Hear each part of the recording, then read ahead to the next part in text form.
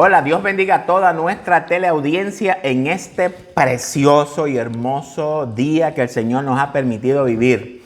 Bienvenidos a tu Instituto Bíblico Virtual Biblia Estudio TV, donde vas a aprender a escudriñar la palabra de Dios.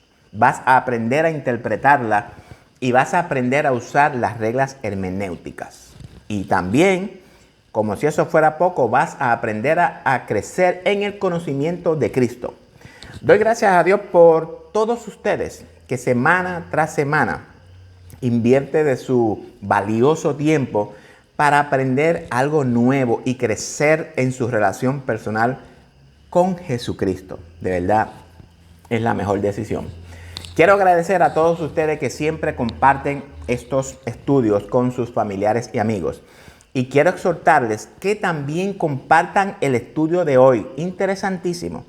Dele like a nuestra página y también le exhorto a suscribirse a nuestro canal en YouTube. Biblia Estudio TV, para que lo tengan ahí y reciban notificaciones. Aprovecho también la oportunidad para invitarles a que se unan al grupo de estudiantes virtuales del Instituto Bíblico Virtual Estudio Biblia TV. Lo que vas a aprender con nosotros no se enseña en ninguna iglesia, en ningún instituto bíblico, ni en ninguna universidad teológica. Eso está comprobado. Bienvenidos a nuestro estudio de hoy, en el cual continuaremos analizando profundamente las 7 iglesias del Apocalipsis. Siempre antes de empezar mis estudios profundos es necesario hacer ciertas aclaraciones, ya que no todos los hermanos que ven estos estudios profundos comparten el mismo punto de vista. En especial nuestros hermanos católicos. La Iglesia de Jesucristo ama a los católicos, al igual que Jesucristo ama a los católicos. Yo respeto sus enseñanzas bíblicas, ya que entiendo que ustedes no son los culpables, sino más bien sus líderes que los han traído por varios siglos por este camino de error. Así que hoy quiero decirles, hermanos católicos, que no es nuestra intención ofenderlo con todo lo que enseñamos por este canal. Los fariseos se enojaron contra Cristo porque él enseñaba una doctrina diferente a los de ellos. Y ellos creían que estaban en la verdad. Sin embargo, sabemos que la única verdad la tiene Jesucristo. Yo en este día, muy humildemente, les ruego que no tomen la misma actitud que tomaron los fariseos en rechazar la única verdad absoluta de Cristo. Jesús le hace un llamado al pueblo católico y a todo el pueblo evangélico en el libro de Apocalipsis 18:4, donde te invita a salir de la iglesia católica y de las hijas para que no seas partícipe de sus pecados, ni recibas parte tampoco de sus plagas. En este estudio está prohibido enojarse, pero sí está permitido transformarse. Tengo un dicho que dice, lo que rechazas te somete, lo que recibes te transforma. Así que reciban la verdad absoluta de Cristo para que seas transformado, querido hermano. En este estudio vamos a tocar muchos puntos que van a chocar con sus creencias y también con las de muchos hermanos evangélicos, sobre todo. Esos hermanos que les han enseñado doctrinas que matan dentro de nuestras iglesias evangélicas. Pero es necesario que choquen para que se den cuenta, primeramente los católicos, de dónde es que reciben sus enseñanzas. Jesús en la iglesia de Pérgamo lo llamó el trono de Satanás. Y también es necesario que choquen con mis hermanos evangélicos, principalmente nuestra iglesia pentecostal a la cual yo pertenezco, para que despierten y empiecen a limpiar la masa de esa levadura farisea. Así que, como ustedes saben, me ven con mi inmovilizador. Tuve una operación de mi hombro, gracias a los que oraron por mí. Ya estoy en recuperación, una semanita más y ya estoy fuera de inmovilizador. Así que hoy tengo algo espectacular, como siempre, la batidita para irnos refrescando. Así que vamos a orar como siempre para que el Señor, el Espíritu Santo, nos guíe por medio de su palabra en este estudio de hoy. Gracias, Señor amado, por tu amor, por la bondad, por tu misericordia, por tu gracia, por esta oportunidad que tú me permites de poder ser un instrumento de enseñanza para tu pueblo, Señor. Te pido, Dios amado, que tú hoy hables primeramente a mi corazón y también que las palabras, el estudio de hoy llegue también al corazón de mis hermanos. Que tú, mi Dios, alumbre el entendimiento, los ojos del entendimiento. Que tú, mi Dios, le dé sabiduría, le dé discernimiento espiritual para que puedan comprender la verdad absoluta de Cristo. Esta verdad que nos liberta, esta verdad que nos transforma, Señor, para que salgan ya del kindergarten y como que se muevan de curso y comiencen a crecer de primero, segundo, tercero, hasta que lleguen a graduarse, Señor. Como dice Hebreos, que ya deberíamos de ser maestros, Señor. Todo esto te lo pido, Señor amado, en el dulce nombre de tu Hijo amado Jesucristo. Amén, amén. Bueno, ya estamos listos para empezar nuestro estudio profundo de hoy. El mensaje a la iglesia de Tiatira. Voy a hacer algo diferente hoy con los temas que cubriremos. Voy a poner en pantalla los temas que cubriremos hoy. Tal vez no exactamente como está diseñado, pero voy a tratar. Vamos a ir al primer punto, que es el elogio a la iglesia de Tiatira. La reina pagana Jezabel toma control de la cristiandad. Dios dio a su iglesia tiempo para arrepentirse de su fornicación. Tiempo de grande tribulación para sus hijos. Los hijos fieles durante la época apóstata de Tiatira. El elogio a la iglesia de Tiatira. La recompensa divina a los vencedores de Tiatira. Ahora bien, para los que están viendo este estudio y no han visto los anteriores, les voy a pedir por favor que vean el estudio acerca de la iglesia de Éfeso. O más bien, miren los estudios desde la introducción de Apocalipsis. A la iglesia de Éfeso, ¿verdad? Y la de Esmirna y la iglesia de Pérgamo, que fue la última que grabamos. Es para que puedan entrar en contexto de lo que hasta ahora hemos venido hablando. Bueno, estamos listos para despegar. Abróchense los cinturones y despegamos. Vamos a el Apocalipsis 2, 18 al 29. Escribe al ángel de la iglesia en Tiatira, el Hijo de Dios, el que tiene ojos como llama de fuego y pies semejantes al bronce bruñido. Dice esto: yo conozco tus obras y amor y fe y servicio y tu paciencia, y que tus obras postreras son más que las primeras. Pero tengo unas pocas cosas contra ti, que toleras que esa mujer Jezabel, que se dice profetiza, enseñe y seduzca a mis siervos a fornicar y a comer cosas sacrificadas a los ídolos. Y le he dado tiempo para que se arrepienta, pero no quiere arrepentirse de su fornicación. He aquí, yo la arrojo en cama y en gran tribulación a los que con ella adulteran, si no se arrepienten de las obras de ella. Y a sus hijos heriré de muerte, y todas las iglesias sabrán que yo soy el que escudriña la mente y el corazón, y os daré a cada uno según vuestras obras.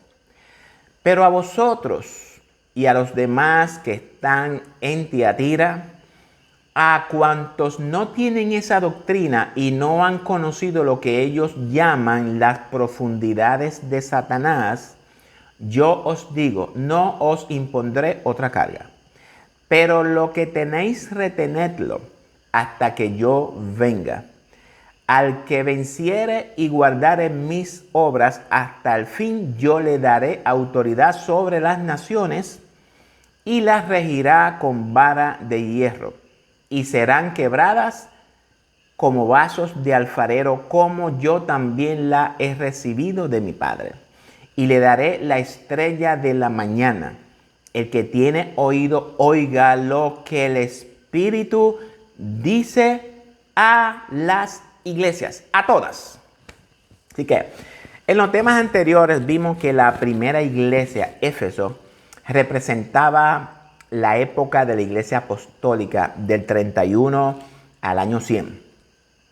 Que la segunda iglesia, Esmirna, representaba a la iglesia pura bajo persecución del año 100 al 313. Y que la tercera iglesia, Pérgamo, representaba a la iglesia que se unió con el Estado cometiendo la fornicación apocalíptica y que entonces asimiló el paganismo con su idolatría, veneración de personas y día del sol como día de descanso. Ojo. Además fue durante el periodo de Pérgamo que las tres tribus bárbaras arrianas en oposición al establecimiento del papado fueron eliminados. La tercera de ellas, los ostrogodos, en el 538 después de Cristo. Bueno, de esta manera se preparó el establecimiento del papado del Vaticano. Así que las 7 iglesias del Apocalipsis debemos de analizarlas en conjunto con los 7 sellos, como les dije anteriormente. Usted se preguntará, ¿cómo es eso? Ya hemos dicho que las 7 iglesias representan los 7 periodos de la historia de la iglesia. Y los 7 sellos representan los 7 periodos de acontecimientos en la historia de la iglesia y de la humanidad. Pero esto lo vamos a ver cuando lleguemos a los 7 sellos. No se despegue de este canal. Siga ahí, no se preocupe. Así que antes de que se me olvide, a nuestros hermanos de Venezuela, República Dominicana, Colombia, Ecuador, México, Panamá, El Salvador y otros países, gracias por recibirnos en sus hogares. Siempre oro para que Dios les dé sabiduría y discernimiento de espíritu. Así que esa foto que ven en pantalla es de la ruina de Tiatira. Así que ahora nos toca, estudiar a la cuarta iglesia profética del Apocalipsis con el nombre de Tiatira. Su nombre significa sacrificio de contrición, nombre que hace alusión a la terrible tribulación que los hijos de Dios iban a sufrir durante la época de esta cuarta iglesia profética. Esta época experimentó la gran tribulación, cual no la ha habido desde el principio del mundo hasta ahora ni la habrá. Eso lo dice Mateo 24, 21. Aquella gran tribulación cuyos días fueron acortados por causa de los escogidos. Ahora bien, este tiempo de gran tribulación tiene un cumplimiento continuo, empezando con la iglesia en Jerusalén y terminando con el día postrero, el día de la manifestación de nuestro Señor Jesucristo, que venga a rescatar a la iglesia de los juicios, que es lo que estamos esperando. A esta iglesia, Jesucristo se presenta como el que tiene ojos como llama de fuego y pies semejantes al bronce bruñido. Recordemos que estos símbolos ya los vimos anteriormente en la grandiosa visión acerca de Jesús en el capítulo introductorio del Apocalipsis, 1 del 14 al 15.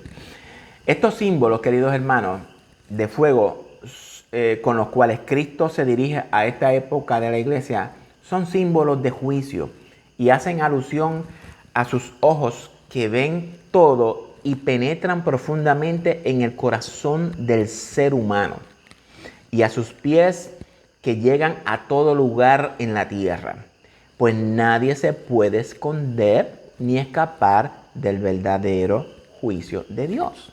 Eso es imposible. El juicio es tema a lo largo de esta iglesia. Vamos al primer punto de hoy, el elogio a la iglesia de Tiatira. Perdón.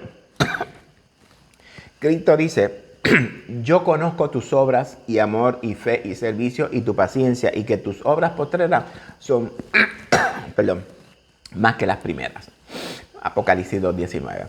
Este versículo es muy interesante porque nos revela una mejora en la condición religiosa de los creyentes de esta época en la historia cristiana. Jesús elogia sus obras, su amor, su fe, su servicio, su paciencia, pero sobre todo hay que destacar el hecho de que sus obras postreras son más que las primeras. Esta en verdad es la única iglesia de las 7 en la cual se encuentra un elogio por haber mejorado en sus condiciones espirituales.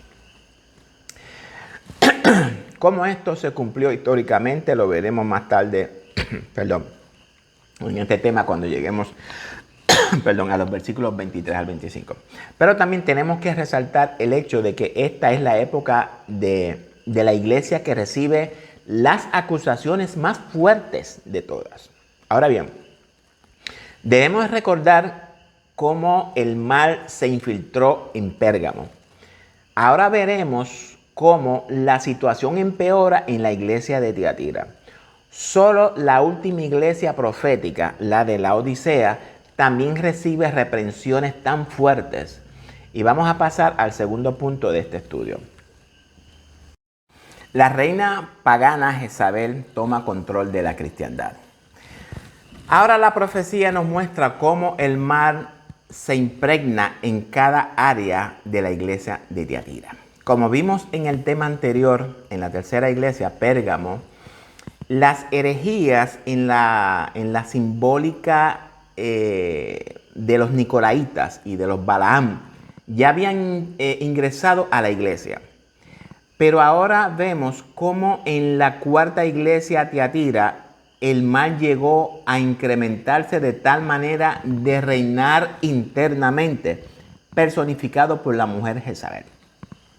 Cristo lo expresa así: pero tengo unas pocas cosas contra ti, que toleras que esa mujer Jezabel, que se dice, profetiza y enseñe y seduzca a mis siervos a fornicar y a comer cosas sacrificadas a los ídolos. Dios escogió bien a Tiatira para representar este periodo de la cristiandad, pues la historia evidencia que en el comienzo de la era cristiana Tiatira se caracterizó por sus costumbres paganas y asociaciones con prácticas inmorales. Tal como Antipas de la iglesia anterior, también Jezabel representa una clase de personas. Ella representa a aquellos que enseñan doctrinas engañosas y profecías falsas. Y esto es terrible porque Tiatira tolera en su medio un agente de Satanás. Esta imagen puede servir de ayuda para entender lo que estamos más o menos hablando.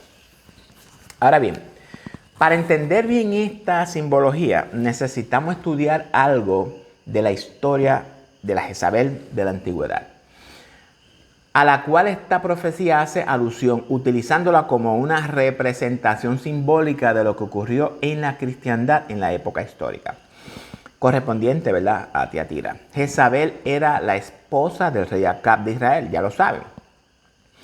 Ella trajo sacerdotes paganos a Israel, quienes implementaron la adoración al dios solar Baal. En su odio contra el profeta Elías, quien denunció la apostasía generalizada, decretó contra él y todos los que no se sometieron a su autoridad la persecución y la muerte. Lea los capítulos de Primera de Reyes, del 16 al 21. De la misma manera, la iglesia romana llegó a absorber el paganismo como una esponja seca, implementando la idolatría y la adoración del sol camuflada mediante el día del domingo, el Sunday. Y eso es hasta el día de hoy. Hasta el día de hoy encontramos el círculo solar más grande del mundo en la plaza de San Pedro, en cuyo centro se encuentra erigido el obelisco egipcio del dios del sol, Ra, del templo de Hipólisis, que era en el centro de la egipcio de adoración del sol. Voy a poner esta foto en la Plaza de San Pedro para que vean esta estatua. Es impresionante cómo toda la simbología encaja como anillo al dedo. Pues la ciudad de Tiatira era el centro de la adoración al dios del sol, el dios del sol Tirimos, que luego se transformó en un culto al emperador romano.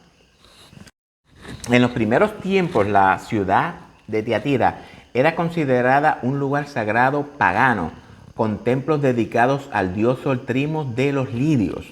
La herejía se hizo oficial cuando la élite del poder de la iglesia se fusionó con el poder político en una unión ilícita. De esta manera, la religión se vistió de vestiduras reales en el Vaticano. Dios no pudo escoger una mejor iglesia para representar este periodo histórico de la cristiandad como Tiatira, que era una ciudad célebre por sus tinturas de púrpura, que llegó a ser el color de la realeza y del sacerdocio. Y esto lo vemos en el libro de los Hechos, 16, 14 por ahí. Dios utiliza justamente este color para representar a la iglesia romana, babilónica, que se unió ilícitamente con los reyes de la tierra en la fornicación apocalíptica.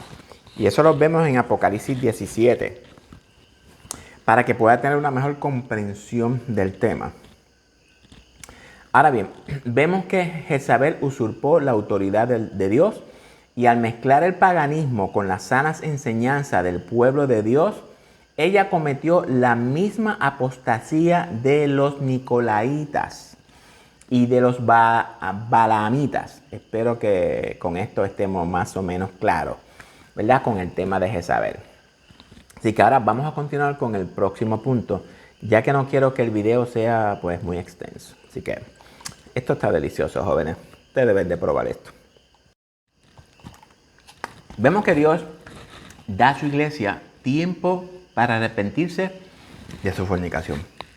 Dice el texto: y le he dado tiempo para que se arrepienta, pero no quiere arrepentirse de su fornicación. Apocalipsis 2:21.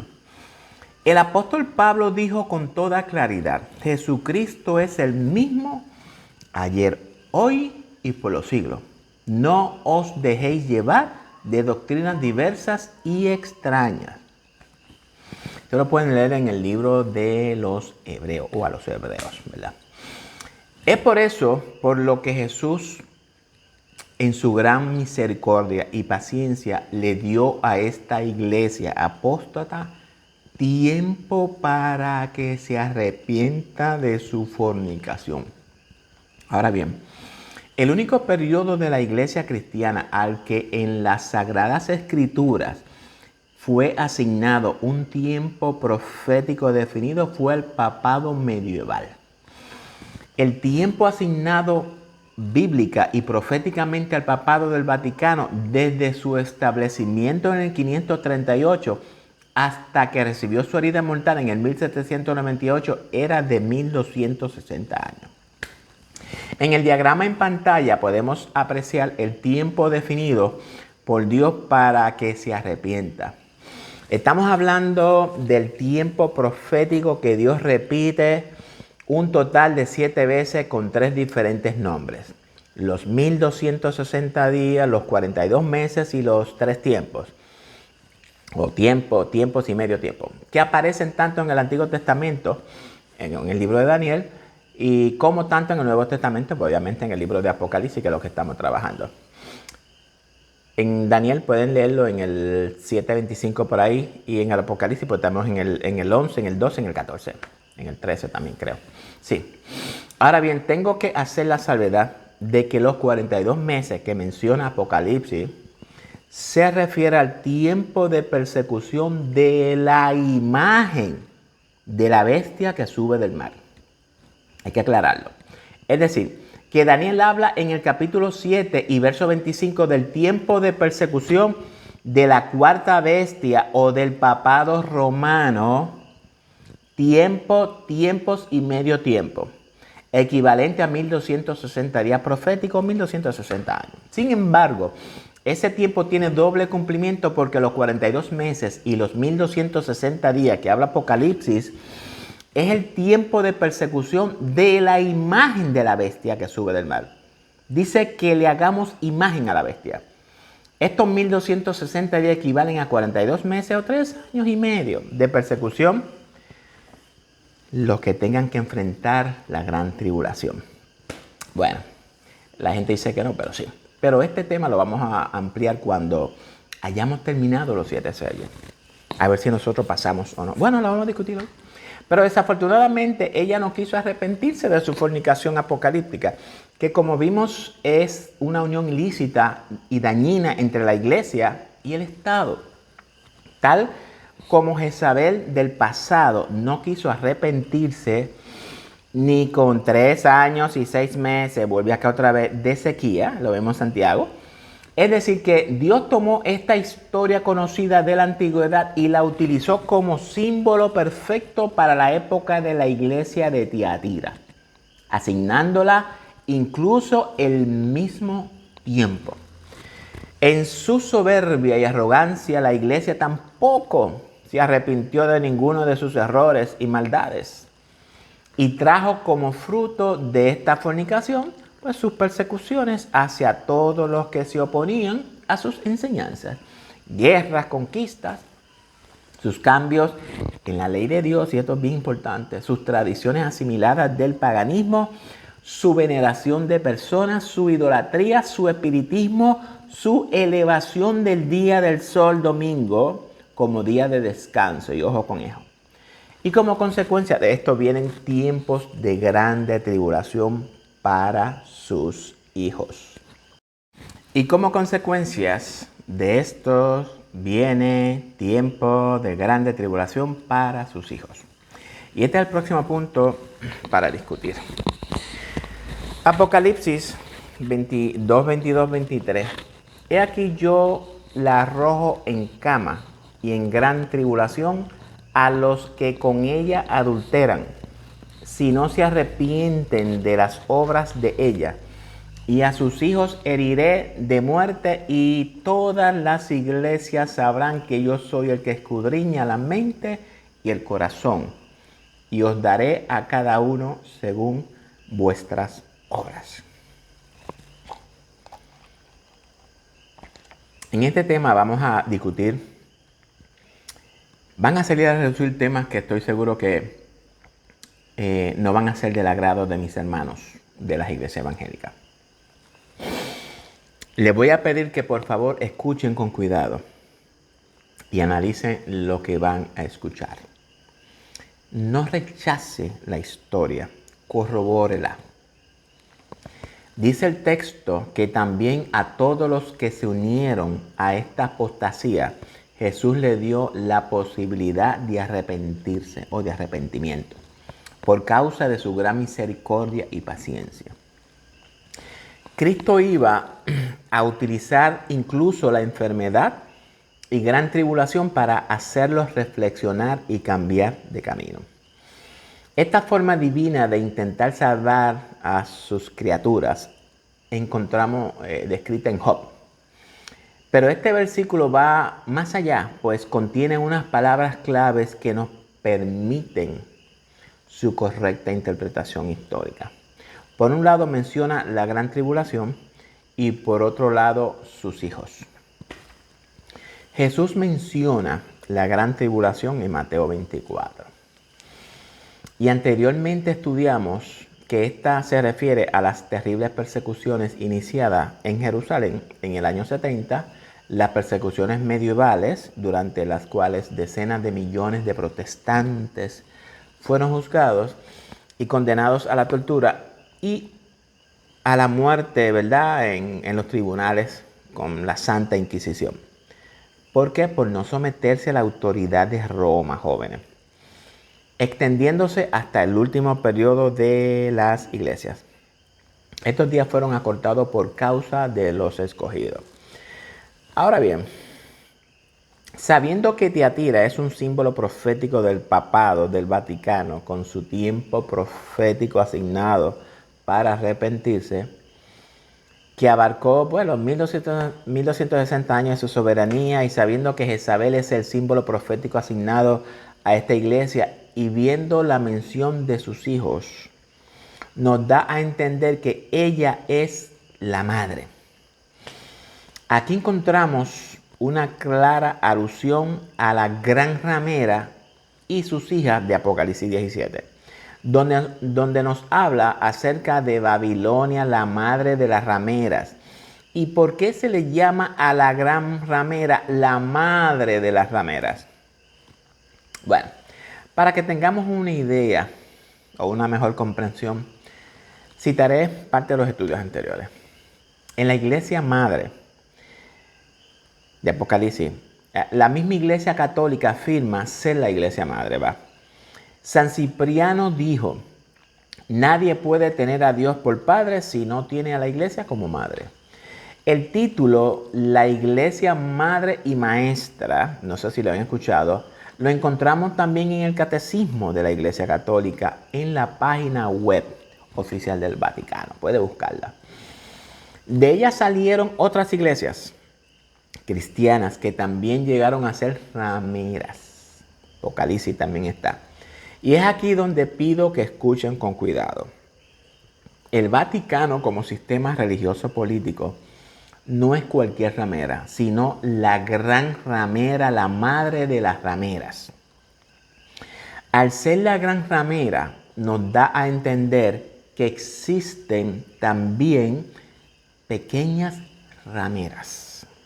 Y al ser la madre de las rameras, nos da a entender que de ellas salieron otras iglesias que también se unieron al Estado, convirtiéndose de esta manera también en rameras. Y es exactamente esto lo que ocurrió. Durante la Reforma Protestante salieron de la Iglesia Católica Romana millones de personas que formaron varias iglesias protestantes. Como pueden apreciar en la imagen en la pantalla, para que tengan una idea de todas, ¿verdad?, las iglesias que salieron de la Católica Romana, entre las cuales se encuentran nuestras iglesias de denominación pentecostal posteriormente. La iglesia luterana llegó a ser la iglesia estatal en varios países de Europa del Norte, por ejemplo Alemania, Noruega, Suecia, Finlandia, Dinamarca, Islandia, Estonia y Letonia. La iglesia calvinista llegó a ser iglesia estatal en Suiza, y la iglesia anglicana llegó a ser iglesia estatal en Inglaterra. En sus dominios territoriales, las iglesias protestantes estatales persiguieron a los católicos de tal manera que los católicos persiguió en sus dominios territoriales, es decir, Francia, Italia, España, Portugal, Irlanda y parte de Alemania, a los protestantes. Y todo por culpa de una ilícita unificación iglesia y Estado. Ahora bien, de esta manera las hijas siguieron lamentablemente la fornicación de su madre, con todas sus consecuencias de intolerancia, persecución y falta de libertad religiosa. Por eso son todas rameras, infieles a los ojos de Dios. Le invito a leer Zacarías 5 acerca de la mujer sobre Lefa. Interesantísimo, pero tiene que entenderlo. Dios manda a todos sus hijos fieles que aún están dentro de estas instituciones religiosas a abandonar esos sistemas apóstatas babilónicos. La iglesia cristiana es la más grande de todas. Todas las denominaciones que de alguna manera u otra consideran a Cristo como su Salvador, como su Señor, o como un buen hombre, como un profeta, como un buen maestro, como un buen ejemplo a la humanidad, etcétera, etcétera, todas son consideradas cristianas. La Iglesia Católica es realmente la gran ramera, con más de 1.200 millones de seguidores a nivel mundial. Recuerde que está sentada sobre muchas aguas que representan pueblos, muchedumbres, naciones y lenguas. Se lo encuentran en Apocalipsis 17 también. Todas las denominaciones cristianas que salieron de ella son más pequeñas en cantidad de miembros, siendo en ese sentido rameras pequeñas, sumando en conjunto como 800 millones de seguidores a nivel mundial. Todas. Veamos en pantalla el diagrama del periodo del tiempo de la iglesia de Tiatira, que representa los 1260 años de Roma papal. El periodo de la iglesia de Tiatira se inicia en el año 538 DC, es decir, al terminar el periodo de la iglesia de Pérgamo. Vemos que en el 1517, cuando Lutero clava las 95 tesis en la iglesia de Wittenberg, dando inicio al periodo de la Reforma. Como consecuencia de la Reforma es que surgen las hijas, las iglesias protestantes. Los cuatro grandes reformadores fueron Martín Lutero, alemán, Juan Calvino, francés, Huldrych Zwinglio, suizo, John Knox, escocés, de donde se origina la enseñanza del rapto secreto. Pero esto lo estamos discutiendo en la serie titulada Doctrinas que matan dentro de las iglesias evangélicas. No se lo pierdan. Y termina el periodo de la iglesia de Tiatira en el 1798 con la invasión del general Berthier a Roma y toma prisionero al Papa Pío VI, causándole con esto la herida mortal que vemos en Apocalipsis 13. Ahora bien, es impactante leer la trágica declaración de Jesús. Y a sus hijos heriré de muerte en Apocalipsis. Esta sentencia parece indicar que sus hijos que salieron de ella como instituciones religiosas estatales tampoco buscarán el camino del arrepentimiento o de la fornicación apocalíptica, con todas sus consecuencias negativas, siguiendo de esta manera el lamentable ejemplo de su madre espiritual hasta el fin. Es por eso por lo que estas instituciones religiosas, mis queridos amigos, como hijas rameras, son parte del gran misterio de Babilonia, del fin, de esa triple alianza babilónica que los fieles hijos de Dios deben abandonar. Eso lo encuentran en Apocalipsis 14, 16 y 18. Ahora, podemos entender por qué Dios invita o nos invita a salir de ellas. No quiere decir que dejemos nuestras congregaciones, no. Somos lo que somos. Sino que saquemos la levadura de la iglesia de Tiatira de nuestras congregaciones. Eso sí es lo que tenemos que hacer. Limpiemos nuestra masa de esa levadura vieja y tengamos una masa nueva, como le dice Pablo a los Corintios. En el próximo punto vamos a discutir acerca de los hijos fieles durante la época apóstata, ¿verdad?, de Tiatira. No todos los cristianos de la época larga y oscura de Tiatira participaron de su gran apostasía generalizada. Hay muchos hijos fieles de Dios dentro de Tiatira que, simbólicamente hablando, no doblaron sus rodillas a Baal durante el reinado de la pagana Jezabel, que usurpó el lugar de la verdadera adoración con sus imposiciones humanas. Vea eso en Primera de Reyes. Jesucristo describe a los vencedores de Tiatira de la siguiente manera: pero a vosotros y a los demás que están en Tiatira, a cuantos no tienen esa doctrina y no han conocido lo que ellos llaman las profundidades de Satanás, yo os digo, no os impondré otra carga, pero lo que tenéis, retenerlo hasta que yo venga. Así que este pasaje es muy importante porque nos muestra que Dios no dirige su ira e indignación contra los creyentes de Tiatira en particular, sino contra la iglesia como institución religiosa. Jesús dice a sus hijos fieles de esta época: no impondré otra carga. La carga que tuvieron que soportar fue el peso de la opresión papal, que se manifestó en la intolerancia y persecución medieval. La Santa Inquisición contra los protestantes, ¿verdad?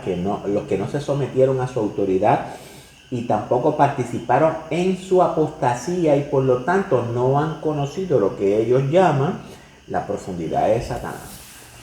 Así que fue prolongada sistemáticamente durante el reinado de muchos papas y causó decenas de millones de víctimas. Está hablando de la Inquisición. Cristo pone en este pasaje en el contexto de su glorioso retorno, es decir, pero lo que tenéis retenedlo hasta que yo venga.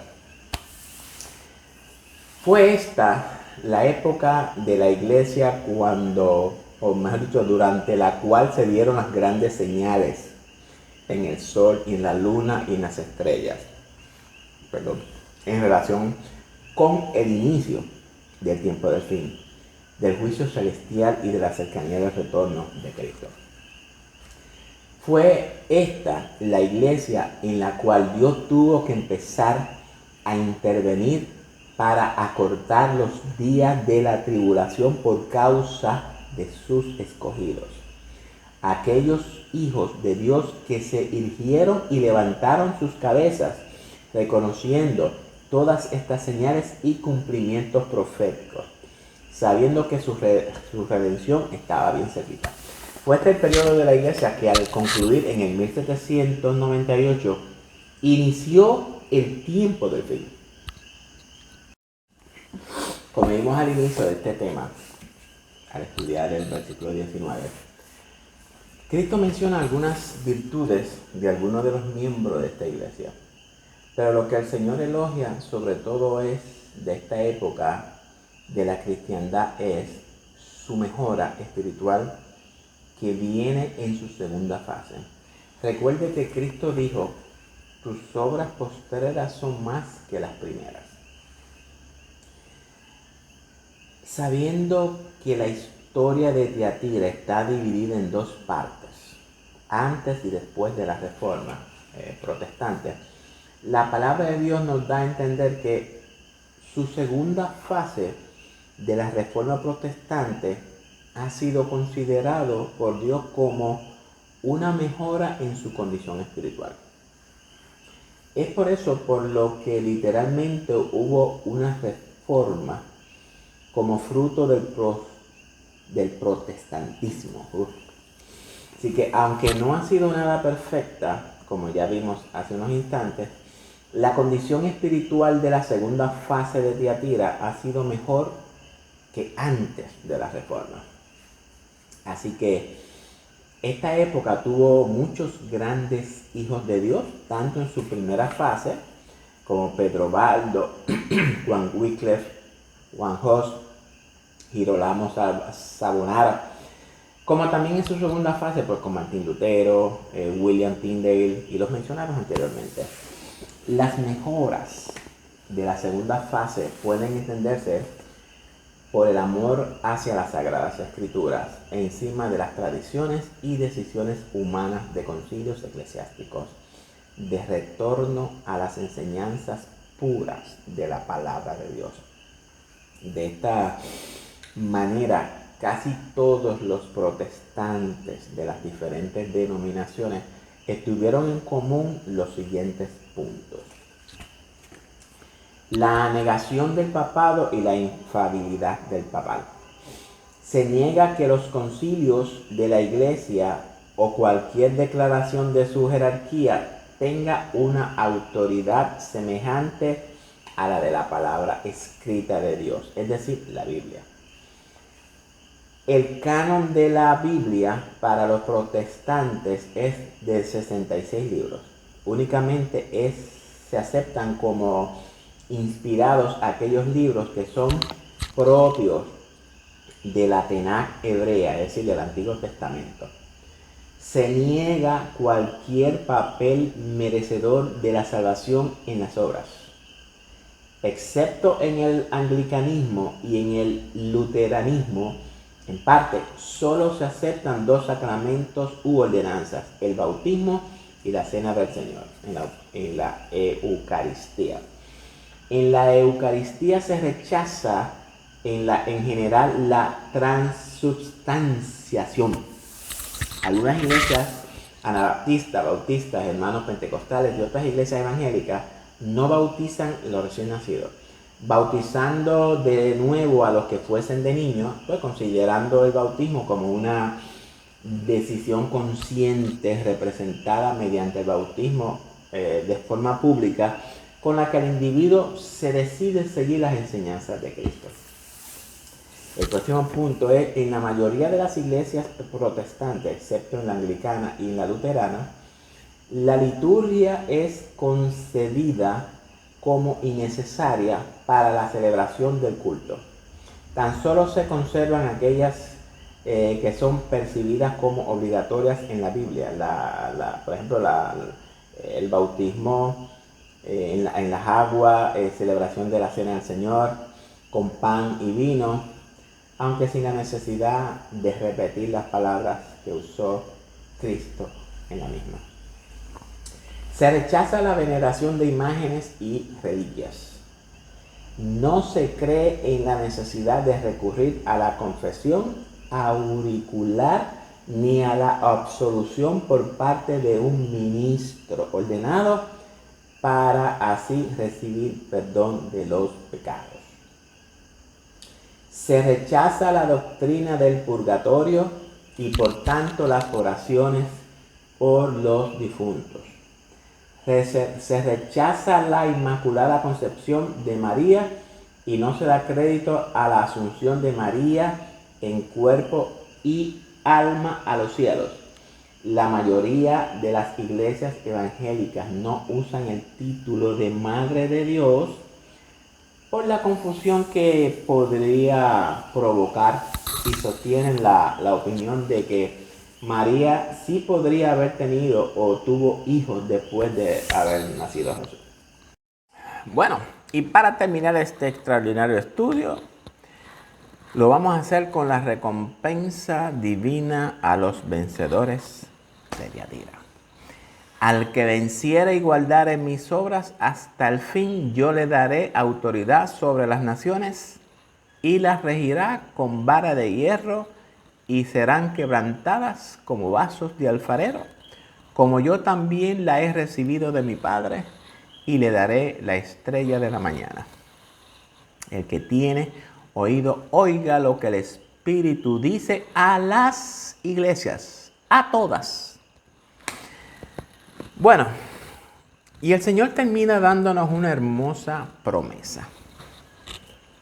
¿Cuántos quieren tener autoridad sobre las naciones? Me imagino que todos. Querido hermano, si usted entiende lo que Cristo promete en este verso, entonces usted podrá entender el majestuoso plan de Dios. La recompensa divina es para aquellos hijos de Dios vencedores, que guarden las obras de Cristo hasta el fin. En su mensaje acerca de las señales del fin, Jesucristo había dicho algo parecido. Mas el que persevere hasta el fin, este será salvo. Esta frase de hasta el fin puede referirse hasta el fin de la vida del vencedor, ¿verdad? Como nuestro final de la vida. En el contexto de Apocalipsis, también Jesús dice, sé fiel hasta la muerte y yo te daré la corona de la vida. Bueno, pero también puede referirse esta frase de hasta el fin de la era cristiana, es decir, hasta el fin de las 7 iglesias en el retorno de Jesucristo, según la promesa, ¿verdad?, de nuestro Señor, quien dijo que yo estoy con vosotros todos los días hasta el fin del mundo. Las obras de Cristo, que cada vencedor debe guardar hasta el fin, están definidos en el mismo contexto: amor, fe, servicio y paciencia. Estas son las características del verdadero Hijo de Dios a lo largo de la historia. Al decir Jesucristo, al vencedor le daré autoridad sobre las naciones, está anunciando su era mesiánica que iniciará con su glorioso retorno. Será la época en la cual los vencedores reinarán con Cristo durante 1000 años en la tierra. Ups, después de esos 1000 años, mejor no se los digo. Vamos a esperar a que llegue el estudio de los 1000 años. También el decir que el vencedor reinará o regirá, ¿verdad?, con vara de hierro a las naciones y que éstas serán quebradas como vasos de alfarero. Cristo hace una promesa que deriva del Antiguo Testamento donde dice, ¿verdad? Pídeme y yo te daré por herencia a las naciones y como posesión tuya las confines de la tierra. Híjole, y con estas palabras casi confieso todo lo que tenemos para el 1000 años. Bueno, los quebrantará con vara de hierro como vasija del alfarero son los desmenuzará. Esto lo vemos en el Salmo 2. Tenemos que entender que la palabra o que la vara de hierro hace alusión al cetro o al bastón de metal que usaban los pastores de ovejas para defender a sus rebaños. Y al decir Cristo que dará al vencedor la estrella de la mañana, le está diciendo en realidad que le otorgará su propia presencia. ¿Qué mejor que eso? Pues Jesucristo mismo se identifica personalmente como la estrella resplandeciente de la mañana. Ahora bien, también San Pedro dice que Cristo es el lucero de la mañana, que desea salir en nuestros corazones y lo pone en el contexto del retorno de Jesucristo, diciendo que la palabra profética será nuestra antorcha en la oscuridad espiritual de la historia de este mundo, hasta que el día esclarezca. Es decir, hasta la segunda venida de nuestro Señor Jesucristo. Lo pueden ver en 1 Pedro 1. Y con esto damos fin a este estudio de la cuarta iglesia del Apocalipsis, la iglesia de Tiatira. Y aunque no voy a abundar mucho en el cierre, porque los hermanos se quejan de que yo doy muchos detalles, solamente quiero exhortar a mis hermanos pentecostales, bautistas, adventistas, discípulos de Cristo, los católicos, que por favor no siga permitiendo que el sistema de nuestras iglesias continúe acondicionando sus mentes con algunas de sus enseñanzas adoptadas de la iglesia de Tiatira. Soltemos los expositores por un momento y vayamos a la Biblia. Volvamos a la fuente, conectémonos a la fuente. Jesús nos ama y desea morar en nuestro corazón y en nuestra vida. Así que no se pierda la quinta iglesia, la iglesia de Sardis. Pero tampoco se pierda nuestra serie Doctrinas que Matan dentro de las iglesias evangélicas. Bueno, vamos ahora a orar para que el Señor, ¿verdad?, tenga misericordia de nosotros y nos despedimos. Buen Dios y Padre Celestial, te adoramos, te bendecimos y te damos gracias, Señor, por esta gran oportunidad que tú nos has permitido de poder estudiar tu palabra, de conocerla, de profundizar en esto de las 7 iglesias, Señor. Un tema que es un poquito complicado, pero que el Espíritu Santo es el que nos guía y nos da las correctas interpretaciones y nos ayuda también a buscar la data que necesitamos, porque el Apocalipsis es un libro profético que la historia va confirmando todo y tenemos que acudir a la historia para que podamos entender lo que tú nos dices en este libro profético. Te doy gracias por los hermanos, la teleaudiencia, por nuestros hermanos de toda Hispanoamérica, Venezuela, Colombia, Ecuador, El Salvador, México, Colombia, todos esos países que nos han recibido en sus hogares. Bendícelos, Señor. Ábrele el entendimiento, dale sabiduría, dale discernimiento de espíritu. Señor, glorifícate en las vidas de cada uno de ellos, Señor. Gracias te doy porque en este día tú te has glorificado en mi vida y en la vida de cada uno de ellos, Señor. A ti te doy la gloria, te doy la honra por toda la eternidad, Dios eterno. Te doy gracias y síguenos, Señor amado, abriendo nuestros ojos y dándonos inteligencia, sabiduría y conocimiento. Es en el nombre de tu Hijo amado Jesucristo que te doy gracias. Amén.